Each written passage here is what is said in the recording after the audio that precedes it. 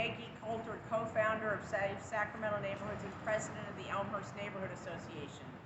Today we have representatives from several neighborhood associations who are here to express their concerns about how Sacramento will implement SB 9 and SB 10. None of us are happy that either SB 9 or SB 10 the state legislature has imposed these bills on cities and counties.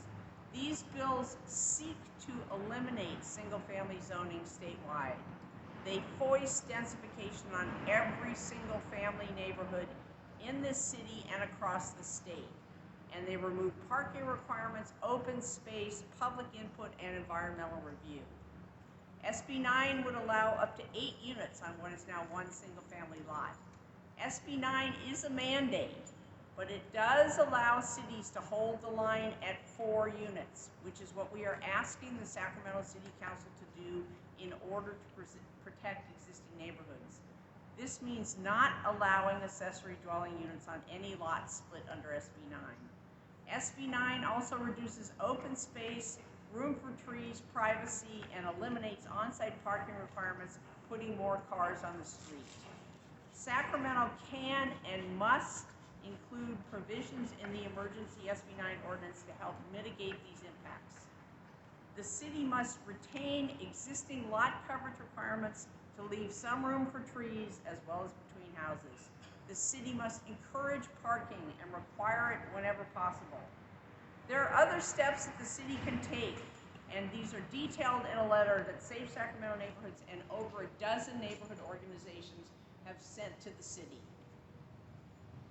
SB 10 would allow up to 14 units on what is now one single-family lot.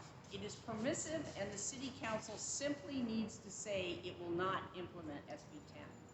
The City Council also needs to recognize the importance of preserving predominantly existing single-family neighborhoods and the fact that these neighborhoods already provide for so-called missing middle housing, duplexes, and up to 2 accessory dwelling units per lot.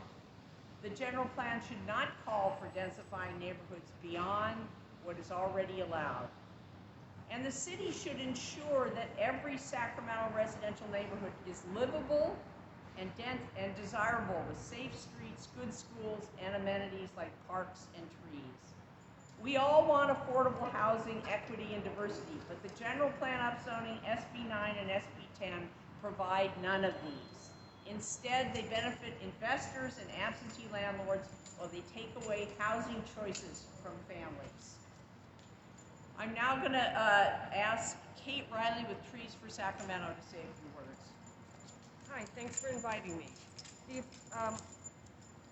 Sacramento is facing 2 crises. One crisis is the availability of affordable housing. The other crisis is the climate change crisis. City leaders must make sure that an attempt to relieve one crisis does not make the other crisis worse. The City Council has declared a climate emergency and called for decisive action. One of the actions they called for is a new urban forest master plan, which will set a tree canopy goal of up to 35%. Why is this part of a climate change solution? One of the most cost-effective ways for a city to meet its climate change amelioration goals is through a vibrant, healthy urban forest. So that's what the city of Sacramento needs to consider. According to the city, 80% of our tree canopy is in residential yards, in our front and backyards. And so when you take that property away and put a building on it, you're preventing any kind of tree canopy. So the effects of SB 9 on our tree canopy can be expressed in simple arithmetic. 1 lot plus 1 house plus up to 8 units equals 0 tree canopy. So can Sacramento meet its goal for tree canopy and climate change if all of these units are lost forever underneath buildings? We think not.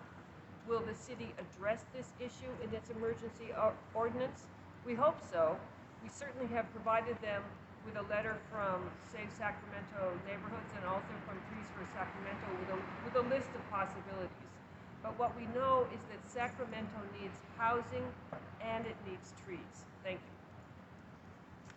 Thank you, Kate. Now I'd like to introduce David Lichtman with Valley View Neighborhoods Working Together from District 1.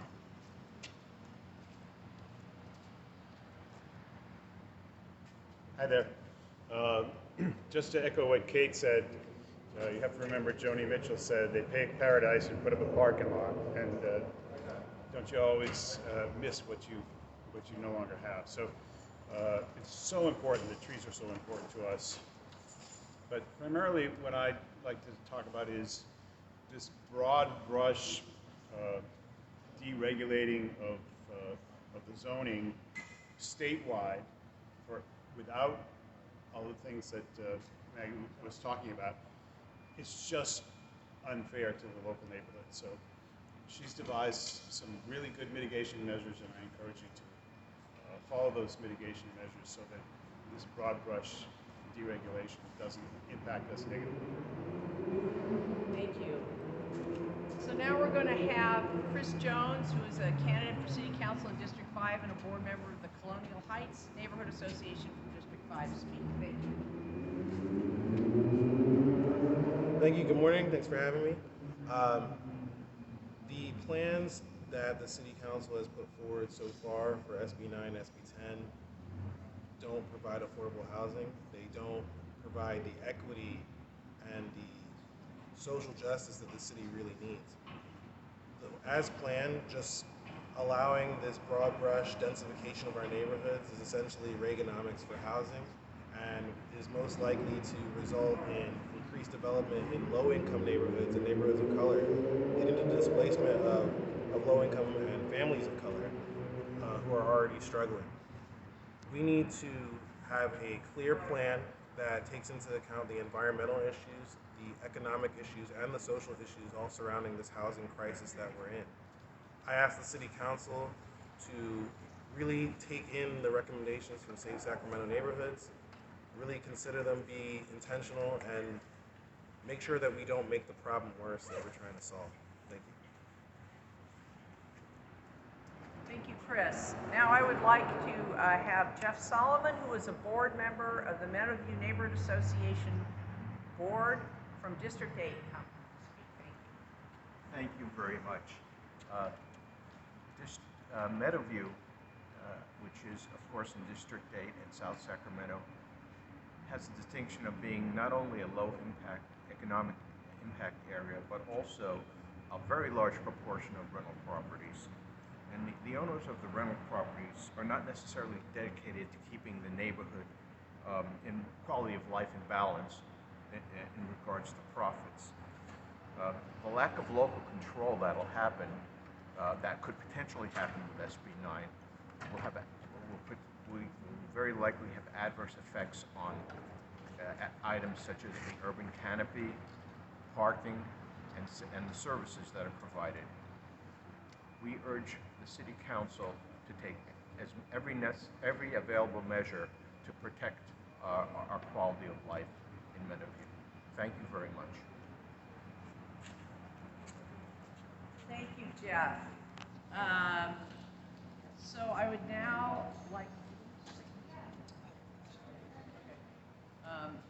like to have Kurt Weiberberg, who is the chair of the Land Park Community Association Land Use Committee in District 4, speak. Hello. Thanks for your consideration. I want to talk a little bit about public engagement with this process and what the City Council can do to encourage that. We have a lack of understanding, really, of the language that the public speaks and that the city speaks.